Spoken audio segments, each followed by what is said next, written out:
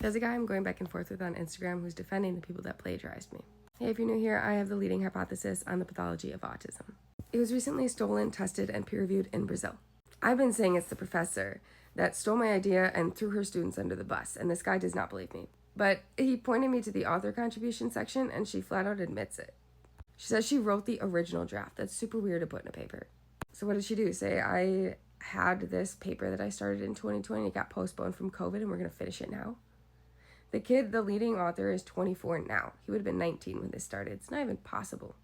They admit that their systematic review is done to test my hypothesis for the role of BH4 and that whole pathway and the pathology of autism and the comorbidities.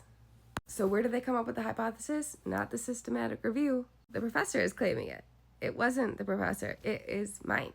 She even put legal hedging in that the systematic review was not registered online in the planning stages. So of course it increases the probability of an unplanned duplication. That's unheard of to put in a paper.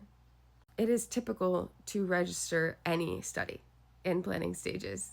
There's a process that is standard, and you have to admit when you break it. So she had to put it in.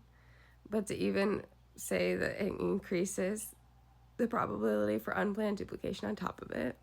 If this is really her novel hypothesis, why did her systematic review only include the nitric oxide pathway? Yet her lit review in the entire paper includes all 5. To explain why the entire pathway is pathologically linked to autism and the comorbidities. Even the hypothesis describes my BH4 shunt with the glutamate and the neurotransmitter imbalances, which is shown right here on my BH4 chart. I puzzle pieced this by digging around in a protein database. It's not in literature as a synthesis, as this is causing that. It is just that there's transamination pathway upregulation and an excess of the precursors here because of this shunt. So it's observable based on data. And she doesn't even cover that. The systematic review does not look for glutamate. It does not look for neurotransmitters. It doesn't look for the other 4 pathways, just nitric oxide. This was not her novel concept.